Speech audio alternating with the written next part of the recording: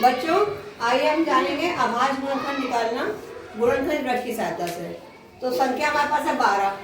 तो 12 में हमें ऐसी दो गिनतियां चाहिए जिनको गुणा करके 12 आ जाए। कौन कौन सी गिनतियां? 6 गुणे 2। 6 गुणे 2। ठीक है, 6 गुणे 2। अब 6 को हम फिर से 2 ऐसे करते हैं। 3 गुणे 2। 3 गुणे 2 और 2 में अब कर सकते हैं और यस मैम। 2 में क्या आ जाएगा? 1 गुणे 2। 1 गुणे 2। इसमें 1 गुणे 3। 3। इसमें 1 गुणे 2।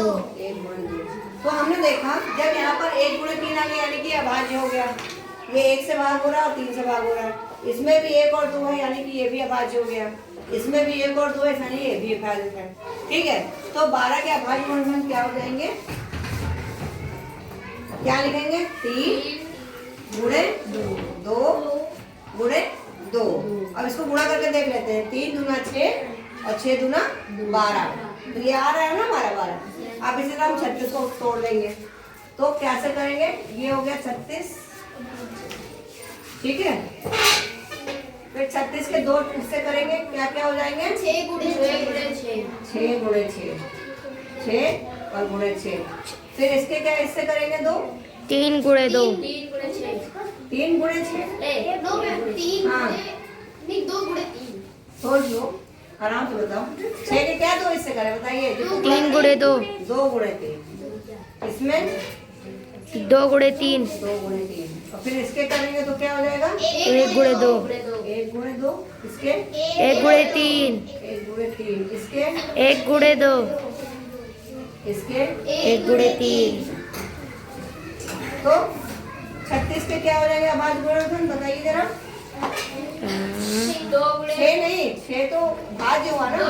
अभाज्य वाले जिसमें 2 और 1 आ रहा है। जैसे ये देखिए, आपको 2 को इसको आपने करा तो 2 और 1 आया है ना।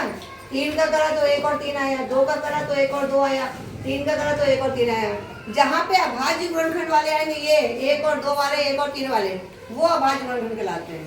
तो ये क्या लिखेंगे? 2 लिखेंगे, फिर गुणे 3, फिर गुणे 2। फिर गुणे 3। अब इसको गुणा करके देख लिया सही आ रहा है कि नहीं। 2 का पढ़ा 3 बार पढ़िए। 6। 6 का पढ़ा 2 बार पढ़िए। 6 दूना 12। और 12 तिया 18। 12 तिया 36। 36। तो ये आपको 36 आ रहा है। तो इसका मतलब आपने ये सही करा है। तो गुणनखंड करे समझ में आ गए। जब तक इनको तोड़ने हैं, आपको इनके गुणनखंड करने हैं, जब तक हमारे पास ये अभाज्य गुणनखंड ना आ जाए। ठीक है, तो अभाज्य गुणनखंड निकालना समझ में आ गया? सभी को आ गया? आप सब लोग कर लोगे? अभी सवाल देते हैं। Thank you.